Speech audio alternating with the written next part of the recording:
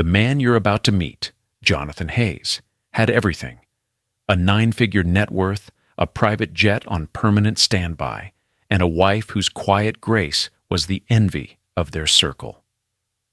But he traded that grace for the fleeting thrill of a new romance, leaving his wife, Maggie, alone in their cavernous mansion. He thought she would wait. He thought she would break. He was wrong.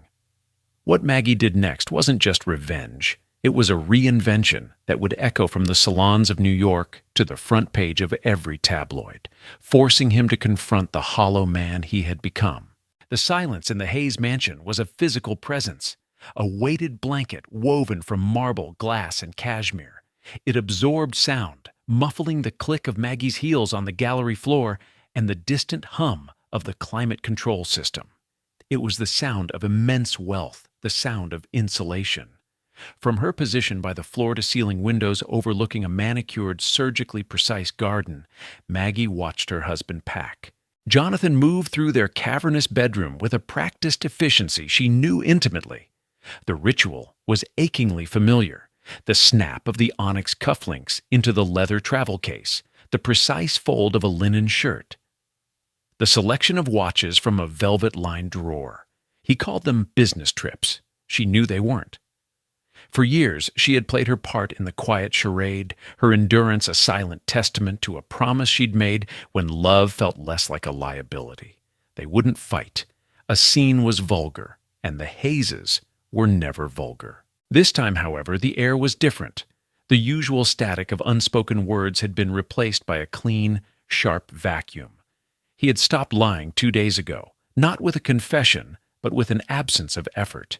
The flimsy excuses about a conference in Zurich or a merger in Singapore had simply ceased, leaving the truth to hang between them, stark and unadorned. Maggie traced the condensation on the cold glass with a fingertip. He was packing for an island she'd once bookmarked, a place of impossible blue water and white sand. He was packing for a woman whose name, Sophie, had been whispered at galas and charity luncheons for months. A woman who represented everything Maggie was not: loud, shimmering, and disposable. As if summoned by the thought, a shadow fell across the bedroom's gleaming threshold.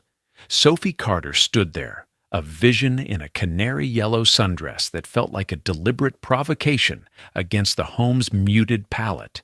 She held a phone in her hand, her expression a careful blend of triumph and impatience. She didn't look at Maggie. Her focus was entirely on Jonathan, a silent claim staked in the doorway of their marriage. In that moment, something inside Maggie shifted. It wasn't a fracture. It was a setting, like a bone that finally clicks back into its proper place. The years of quiet accommodation, of mistaking endurance for strength, fell away. She saw Jonathan not as her husband, but as a man making a choice. She saw Sophie not as a rival, but as a symptom of a disease she was no longer willing to treat. And she saw herself not as a victim, but as a woman with a choice of her own.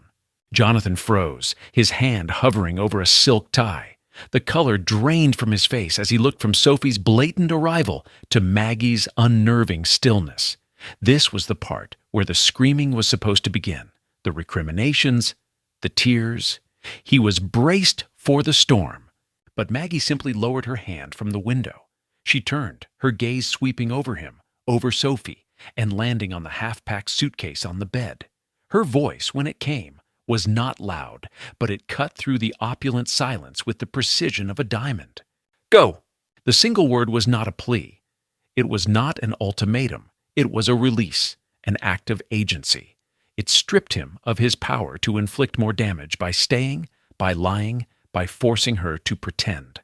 It told him that his decision had already been made, and she was simply acknowledging it. Jonathan stared, baffled by the absence of the script he'd anticipated.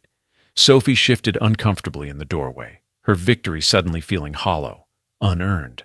"Maggie, Jonathan started, the words dying in his throat. She gave a small, almost imperceptible shake of her head. There was nothing left to say. She walked out of the bedroom, her posture impossibly straight, and closed the door to her own suite at the opposite end of the hall. The click of the lock was the only sound. Behind the closed door, Maggie leaned her forehead against the cool, solid wood. She didn't cry. She took one deep, shuddering breath, and then another. Out in the hallway, she could hear the hurried, clumsy sounds of Jonathan closing his suitcase, the frantic whispers from Sophie. Two choices had just been made in that house. One was to leave, the other was to begin. And as the front door closed with a heavy final thud, Maggie knew that only one of those choices was visible to the world. The Gulfstream G650 ascended into the stratosphere with a whisper, slicing through the clouds and leaving the gray sprawl of New York behind.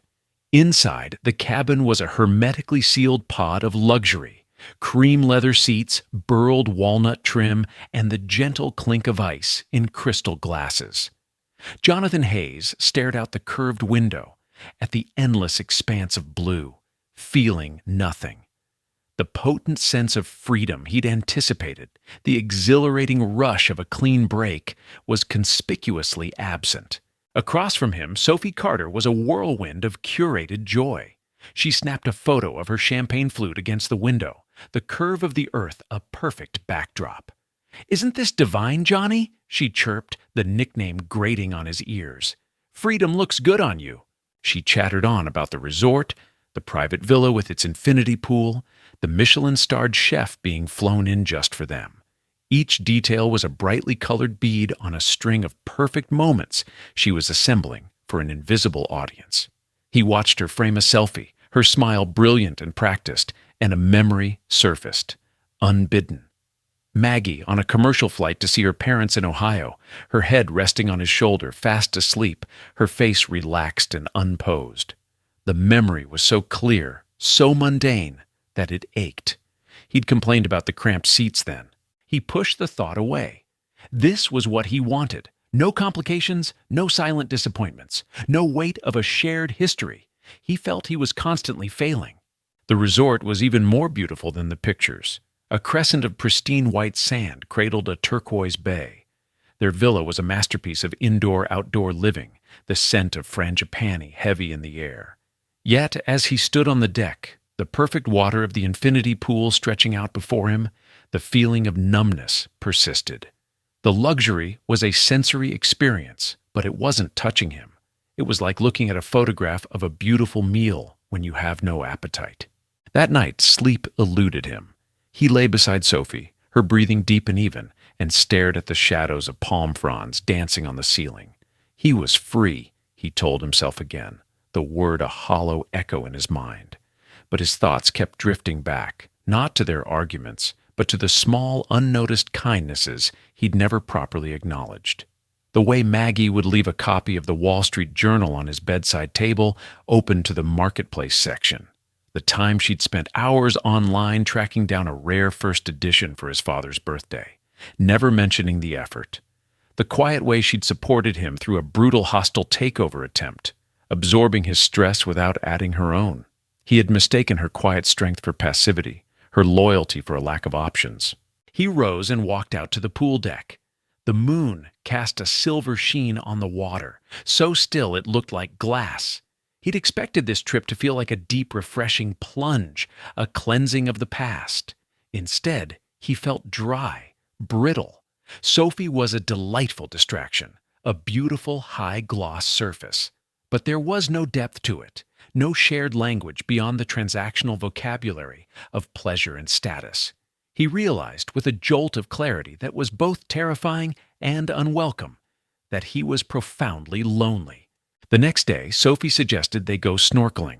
She emerged from the villa in a neon bikini, a waterproof camera in hand, ready to capture their adventure.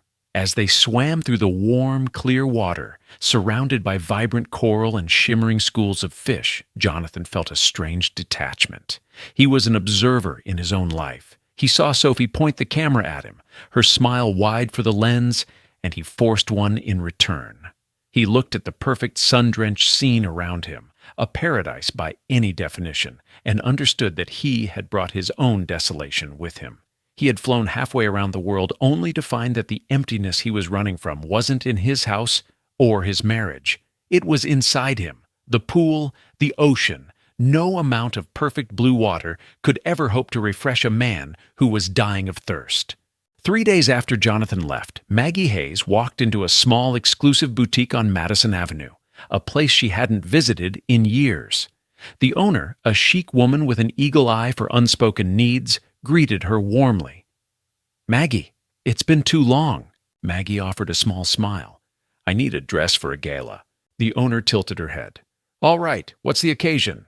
"The Children's Literacy Fund benefit." "I know the event," the woman said, her gaze kind but perceptive. "But that's not what I mean. Who are you dressing for? What do you want to feel like?" The question hung in the air, a departure from the usual inquiries about color or style. In the past, the answer would have been an extension of Jonathan's brand. Elegant, understated, appropriate. A supporting actress in the film of his life. Maggie thought for a moment, the silence in the shop a gentle, expectant thing, so different from the oppressive quiet of her home. "I want to feel visible," Maggie said, the word surprising her with its truth. "To myself." A slow, genuine smile spread across the owner's face. "I have just the thing." She returned not with the muted navies or tasteful charcoals Maggie usually favored, but with a gown of deep, midnight blue silk. It was deceptively simple in its cut, but it moved with a liquid grace. It wasn't loud, but it commanded attention. When Maggie stepped out of the dressing room, she didn't see Jonathan Hayes' wife in the mirror. She saw a woman she vaguely recognized, a woman she wanted to get to know.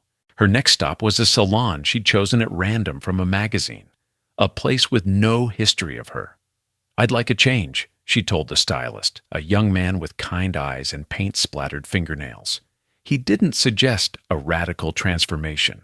Instead, he worked with the natural texture of her hair, cutting soft layers that framed her face and brought out a warmth she hadn't realized was there. It was an intentional act, not a performative one, a sharpening of the focus, not a change of the subject. That evening, her oldest friend, Elena, called. "Mags, are you going to the gala on Saturday? I know things are complicated, but I have a seat at my table if you want it." The yes was on her lips before she'd even consciously decided. "I'd love that," she said, her voice clear and steady. She accepted on her own terms as herself, not as a +1. When Saturday night arrived, Maggie stood before the mirror in the midnight blue gown. She applied a bold crimson lipstick, a color she hadn't worn since college. It felt like a promise. Arriving at the gala, she felt the familiar wave of anxiety, the sea of faces and the pressure of the city's elite. But for the first time, she didn't feel the need to shrink. She walked through the grand ballroom, her head held high, learning to inhabit the attention of the room without needing its approval. She found Elena's table, graciously accepting condolences from friends who had heard the whispers, her composure giving them nothing to feed on. She was mid-conversation when a man approached. He was tall, with silvering temples and a quiet elegance. "Forgive me for interrupting," he said, his voice a low, pleasant baritone. "I'm Adrian March. We've met a few times at these events, but I'm not sure you'd remember." Maggie did remember, a financier, known for his integrity and quiet philanthropy. "Of course, Mr. March. It's a pleasure to see you again." "Would you do me the honor of a dance, Miss Hayes?" he asked, his use of her name, not her husband's, a subtle mark of respect. On the dance floor, he was a perfect gentleman. He didn't pry or gossip. He asked her about the new exhibit at the Met, about a book of poetry he'd heard she enjoyed. His curiosity was genuine, his attention a calm, steady light. It wasn't an audition or an advance. It was simply a conversation. As the song ended, they were laughing at a shared observation, a moment of authentic, unforced joy. Across the room, a society photographer, tired of the usual pose shots, captured the instant. The flash was barely noticeable. The photo wasn't of Jonathan Hayes' wife on the arm of another man. It was of a woman named Maggie, her head thrown back in a genuine laugh, her eyes sparkling with a light that was entirely her own, a candid shot that captured not a scandal, but a beginning. The Caribbean sun was relentless, bleaching the color from the sky. Jonathan sat in the shade of a cabana, the humidity clinging to his skin, and doom scrolled. The link had arrived via text from Daniel Carter, a blunt, no-nonsense friend, and, ironically, Sophie's cousin. The message was simple. "You should see this." It was a link to a Vanity Fair online column. The headline read, "The Unexpected Glow-Up of Maggie Hayes." Beneath it was the photo from the gala. Maggie, mid-laugh, bathed in warm light, looking radiant, alive, and utterly indifferent to his absence. Adrian March was a handsome but secondary figure in the frame. The focus was entirely on her. The internet, with its swift and brutal judgment, had already written the story. The comments were a torrent of praise for Maggie. A queen. She's the upgrade. He did her a favor. And scathing contempt for him. He felt a cold, sickening lurch in his stomach. It wasn't just embarrassment. It was a profound sense of dislocation. He had been the protagonist of his own life for so long, he'd forgotten anyone else could be. "What is it?" Sophie asked, leaning over his shoulder, her sunglasses perched on her head. She scanned the screen, her lips tightening into a thin line. "It's bait, Johnny. A performance. She's trying to make you jealous." He shook his head, unable to look away from the photo. "No," he said, the word raspy. "That's not it. That's real."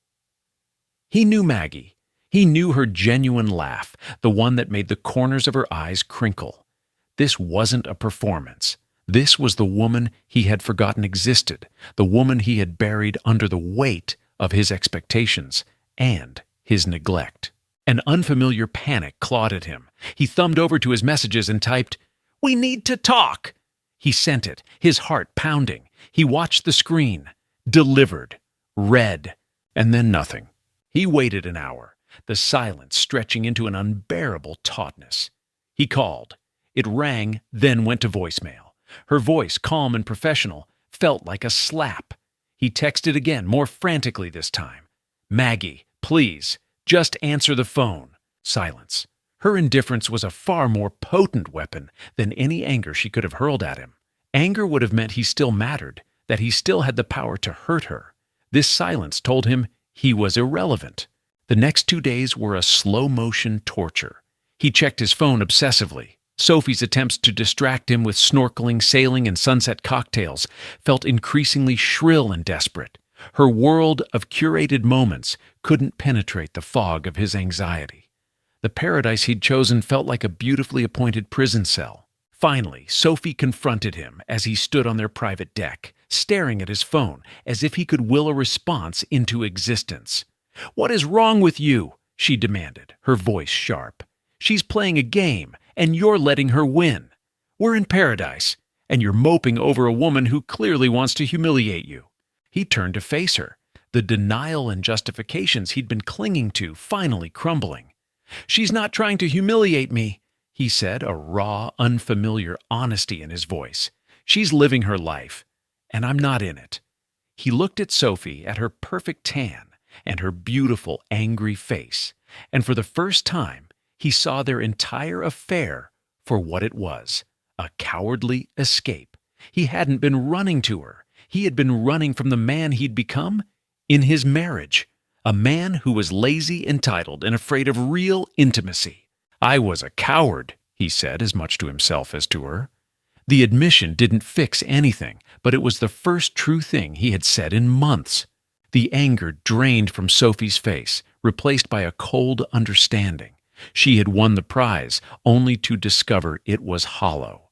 A decision crystallized in Jonathan's mind, clear and absolute. This wasn't about winning Maggie back. He knew, with a certainty that chilled him to the bone, that he had likely forfeited that right forever. This was about something more fundamental. It was about facing the wreckage he had made. He turned and walked back into the villa, leaving Sophie standing alone on the deck. He pulled out his phone, his fingers moving with purpose. He wasn't calling Maggie. He was booking a flight home, not to reclaim his wife, but to finally face himself. Jonathan expected to return to a mausoleum. He pictured the grand, silent rooms of his home, dust motes dancing in the slivers of afternoon light, the air thick with the ghosts of his betrayal. Instead, as his car pulled up the sweeping driveway, he was met with the warm glow of every light in the house being on, the sound of music, and the unmistakable murmur of dozens of voices. He stepped out of the car, his travel-worn suit feeling like a costume. The front door was ajar. Inside, the house was alive. It was filled with people, friends, artists, writers, people from the gallery world he barely recognized. The cold, cavernous space had been transformed. Where there was once a sterile, museum-like perfection, there was now the comfortable chaos of life. Wine glasses on the mantelpiece, coats slung over chairs, and the sound of genuine laughter echoing off the marble floors. And then he saw her. Maggie was standing in the center of the living room, holding a glass of red wine. She was wearing the midnight blue dress from the photograph, her lips painted the same bold red. She was listening intently to an elderly man, her head tilted, a small engaged smile on her face. She looked magnificent, not just beautiful, but powerful, centered in her own world, a world she had built in the ruins of theirs. He felt a surge of something so primal it knocked the air from his lungs, a jealousy so profound it felt like grief. He wasn't just losing a wife. He was witnessing the birth of a woman he never truly knew, and he was a stranger at the event. As if sensing his presence, she looked up. Their eyes met across the crowded room. Her smile didn't falter, but a cool, unreadable calm settled over her features. She gave a slight nod to the man she was speaking with, and began to move toward him, a slow, deliberate path through her guests. The murmurs in the room quieted as people noticed him, the prodigal husband returning to a kingdom that no longer recognized his rule. The air crackled with tension. "Jonathan," she said, her voice even. It was not a greeting. It was a simple statement of fact. "Maggie," he breathed, his throat tight. "What is all this?" "I'm hosting a small get-together for the artists in a new exhibition I'm helping to curate," she explained, her tone polite as if speaking to a business acquaintance. The casual confidence of it, the sheer audacity of her reclaiming their shared space for her own purpose, stunned him. The old Jonathan, the one who left a week ago, would have asserted his authority. That impulse rose in him now, a desperate, reflexive grasp for control. "You're my wife," he said, the words sounding pathetic and possessive even to his own ears. Maggie's expression remained unchanged, but her eyes hardened almost imperceptibly. "You didn't seem to care about that when you left," she said, her voice low but carrying in the sudden quiet. A ripple of whispers went through the room. He felt the hot flush of public humiliation. He had come here to face himself, and his first act was to try and shame her in her own home. The realization of his folly was immediate and crushing. Can we talk?" he pleaded, his voice dropping. "Please, in private." She considered him for a long moment, her gaze unwavering. She was weighing her options, not his feelings. Finally, she gave a single, sharp nod. 10 minutes, on the balcony, after my guests have left." She turned and walked away without another word, melting back into the warmth and life of the party, leaving him standing alone in the cold entryway of a house that was no longer his home. Hours later, after the last guest had departed and the caterers had cleared the last glass, she met him on the balcony. The city lights glittered below, a galaxy of indifferent stars. "There is no us right now, Jonathan," she began before he could speak. "There is you and there is me. If you want there to ever be an us again, it will not be on your timeline, and it will not be a return to what we were. What we were is broken." He stood, stripped of all his usual defenses, and listened. "Here are my conditions," she continued, her voice devoid of emotion. "This is not a negotiation. First, you will end things with Sophie, cleanly, completely. Second, you will tell the truth, to our friends, to our families, to anyone who asks. No spin, no excuses. You will own what you did. And third, you will give me space. You will not call, you will not text, you will not show up unannounced. You will not rush me. You will wait, and you will work on yourself. And maybe, in time, I will be willing to talk about a new beginning. Or maybe I won't." She looked at him, her eyes searching his for the first time. "Do you understand?" He had arrived with a vague, desperate hope of winning her back. He left with a terrifyingly clear, impossibly difficult path forward, a path that offered no guarantees. He had no script, no leverage, nothing but the weight of her conditions. "Yes," he said, the word a surrender. "I understand." The phone call to Sophie was the easiest and hardest thing Jonathan had done in years. He sat in a sterile hotel room overlooking Central Park, the city's frantic energy a stark contrast to the quiet finality of his task. When she answered, her voice was wary. "It's over, Sophie," he said, no preamble, no softening of the blow. He followed Maggie's directive, cleanly, completely. "What I did to Maggie was inexcusable, and what I did to you was unfair. I used you as an escape, and for that, I am truly sorry. But this is finished."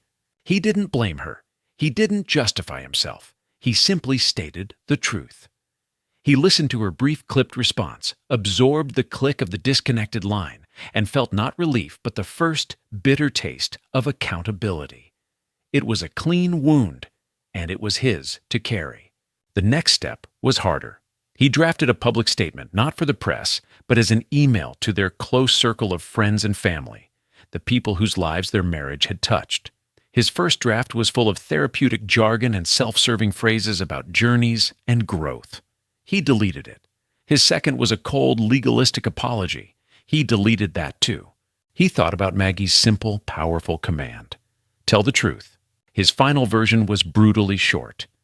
"I am writing to you all because you deserve the truth from me. I was unfaithful to Maggie. My actions were a profound betrayal of her trust and our marriage. There is no excuse for my behavior. I have moved out of our home to give Maggie the space she needs and deserves. I am solely responsible for the breakdown of our marriage, and my only focus now is on doing the work to understand why I made such destructive choices." He hit send before he could lose his nerve. The act felt like stepping off a cliff. He wanted to fix things, to make a grand gesture, but Maggie's third condition, space, was a straitjacket on his impulsivity. How could he show her he was changing if he wasn't allowed to speak to her? He broke his own rule once, calling Elena. "Don't call Maggie," Elena had said, her voice sharp but not unkind. "But if you're serious, I'll ask you a question. How do you support someone's dream without hijacking it?" The question hung in the air. For years, Jonathan had funded Maggie's charitable interests, writing checks that were more about his ego and tax benefits than her passion. He had never once asked her what she actually needed. He started making inquiries quietly through lawyers and accountants. He learned that the gallery Maggie was curating for, a small independent space, was struggling with its lease. Through a shell corporation, he anonymously bought the building's debt and restructured the lease with terms so favorable the gallery would be secure for a decade. The gallery owner was told a philanthropic trust dedicated to the arts was responsible. Maggie would never know it was him. He learned that the children's literacy charity she championed was bottlenecked by poor logistics. He spent a week with his own company's operations team designing a new distribution and volunteer management system. He presented it to the charity's board as a pro bono consultation from a third-party firm. His name was never mentioned. He remembered her talking years ago about a dream she'd had in college, to open a small bookstore, a community hub for readings and conversations. He found a perfect forgotten space on 73rd Street and had his real estate team acquire it, placing it in a trust with instructions to offer it to a promising female entrepreneur in the literary arts for a symbolic $1 per year rent. These were not promises. They were proof. They were quiet, invisible actions, done not for her praise, but for her flourishing. He also started therapy. His first session was an exercise in deflection, blaming the pressures of his work, the staleness of his marriage. The therapist, a calm, observant woman, simply listened. "What did Maggie ask you about on the day you left?" she asked. He couldn't remember. "What was the last book she told you she was excited about?" He had no idea. What are her fears? Not the ones you assume she has, but the ones she's actually told you about. The silence in the room was his answer. The therapist gave him an assignment, to start a list. Things I never asked Maggie. He left the session feeling flayed open. That evening, in his empty hotel room, he opened a notebook and wrote the first line. The blank pages that followed were a terrifying testament to the depth of his failure. Meanwhile, Maggie, feeling the unexpected tailwind of secure leases and streamlined logistics, said yes to curating the gallery's inaugural show under the new arrangement. She called it First Drafts.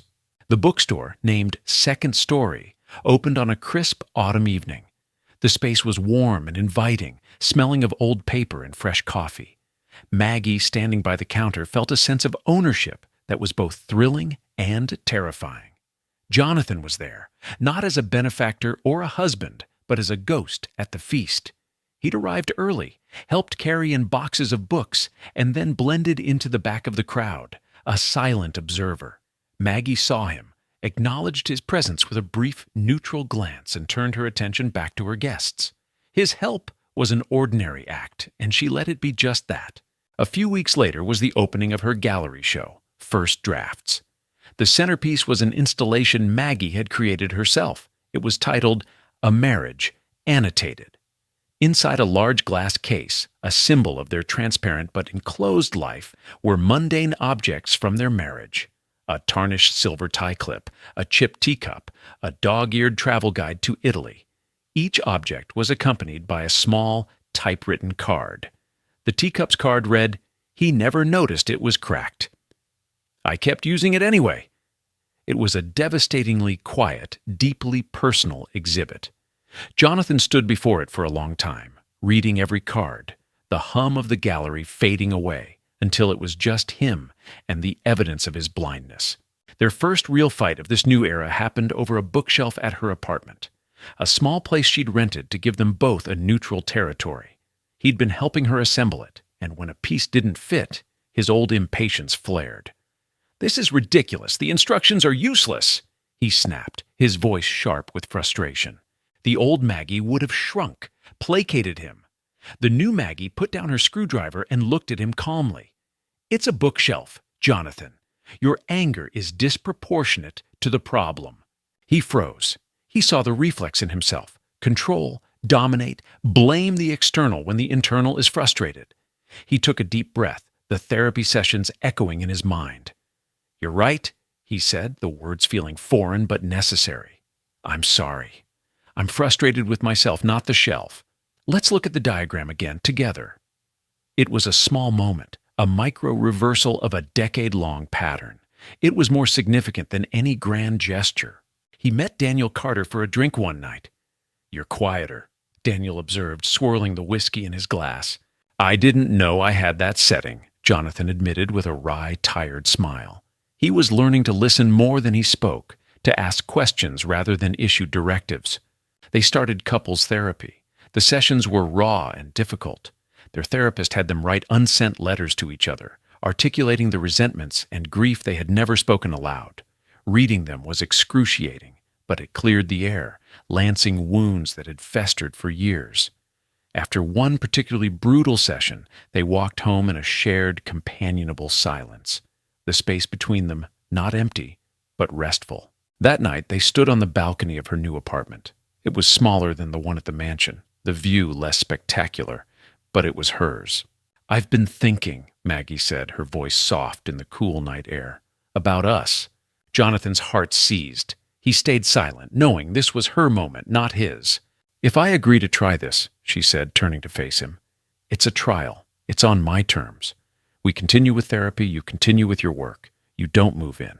We date. We get to know the people we are now, not the people we used to be." He looked at her, at the strength and resolve in her eyes, and felt a profound sense of gratitude that was entirely new to him. She was offering him not a pardon, but a chance. "I don't want to go back to what we were, Maggie," he said, his voice thick with emotion. "I want something better. I want to earn it." Maggie's second curated show at the gallery was titled Uncaptioned. The theme was trust. Each piece, a photograph, a sculpture, a minimalist painting, was presented without a descriptive plaque. The viewer was invited to bring their own interpretation, to trust their reading of the art without being told what to think. It was a quiet manifesto. Adrian March attended the opening.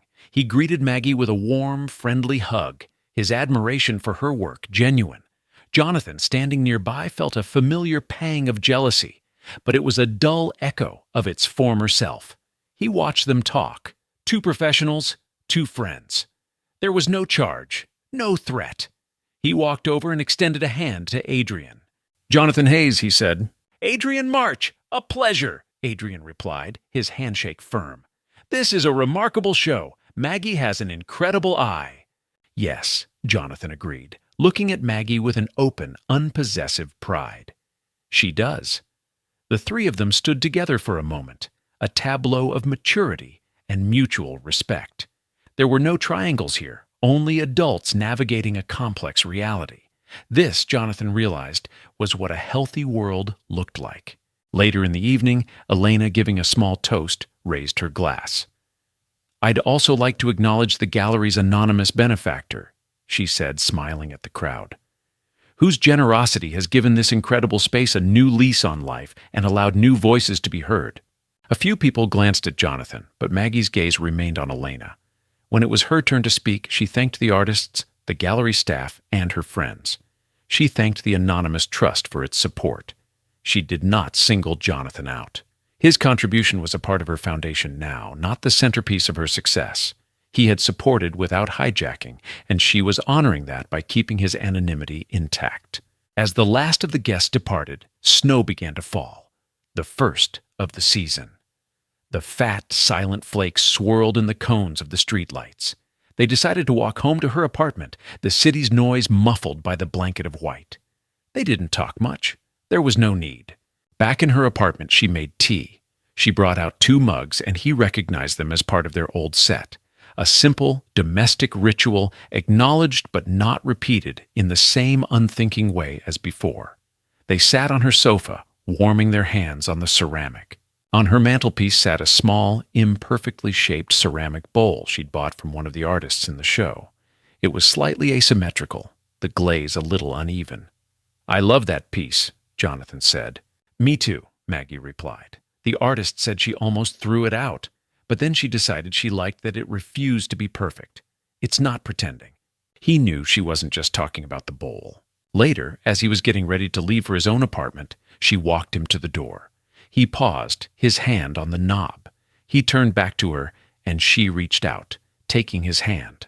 It wasn't a desperate clutch or a romantic gesture. It was a simple, parallel act. 2 hands, side by side, moving in the same direction. It was a micro-win, a quiet acknowledgement of the long, ordinary work they were doing. It was a beginning, uncaptioned. The months that followed were a montage of steady, unglamorous effort. Their shared calendar was marked not with lavish dates, but with therapy appointments. Jonathan's camera roll, once filled with pictures of extravagant vacations and business triumphs, was now populated with photos of the stray cat that hung around the bookstore. Pictures he would text to Maggie with simple, funny captions. Donations were made to her causes, always from the anonymous trust, never with his name attached. There were stumbles. During one tense discussion, he felt the old defensive anger rise in his chest. But this time, he recognized it. He stopped mid-sentence and said, "Hold on! I'm reacting from my ego! Let me try that again!" The apology was immediate, the course correction transparent. It wasn't about being perfect, it was about being present. The real test came on a rainy Tuesday in March. It was the night of the bookstore's 1-year anniversary party, an event Maggie had poured her heart into. That same afternoon, a crisis erupted at Jonathan's firm. A server farm had gone down, threatening a multi-billion-dollar deal. The old Jonathan would have seen no choice. He would have called Maggie, canceled brusquely, and immersed himself in the crisis, expecting her to understand that his work came first. The new Jonathan did something different. He called her immediately. "There's a major problem at work, and I have to deal with it," he said, his voice calm despite the stress. "But I know tonight is important to you. I am not going to miss it. My team is handling the immediate fallout. I'm going to be late, but I will be there. I'm so sorry." He communicated. He problem-solved. He didn't make her feel like an inconvenience. He arrived 2 hours late, looking exhausted, but present. He found her, kissed her forehead, and said, "I'm here. Tell me everything I missed." He had shown up, late but honest. A year after he had returned from the island, they found themselves on the balcony of her apartment again. The spring air was soft, carrying the scent of damp earth and new blossoms. "Do you regret it?" he asked quietly, his gaze on the city skyline. "Giving me another chance." Maggie was silent for a long time, watching the distant lights. "The woman I was a year ago would never have been able to," she said finally. And she would have been right. The man you were a year ago didn't deserve one." She turned to him, her expression thoughtful, not sentimental. "I don't regret trying. But this isn't a destination, Jonathan. It's a choice we have to make every day." She smiled, a small, genuine smile. "Ask me again in a year." He accepted her answer. He understood it. This wasn't a Hollywood ending where love conquers all. This was the acceptance of the unfinished, the reality of trying as a verb, not a slogan. Their healing wasn't a straight line, but a jagged upward path they were walking together, but separately. She leaned her head on his shoulder, a gesture of comfort, not possession. He didn't put his arm around her. He just stood with her, letting the moment be what it was. On the small table between them sat 2 teacups, set down at the same time. Beyond the railing, the city hummed with endless possibility, and for the first time in a very long time, the window was wide open. And there you have it. A story not about a perfect ending, but about the hard, messy, and ultimately hopeful work of a second chance. It's about choosing to reinvent yourself when the world expects you to break, and about a man learning that true strength isn't about control, but about accountability. If Maggie and Jonathan's journey resonated with you, if you believe in the power of choosing yourself and earning back trust, then please give this video a thumbs up. It tells us you want more stories like this. Don't forget to hit that subscribe button and ring the notification bell so you never miss a new video. And share this story with someone who needs to hear that it's never too late to start a new chapter.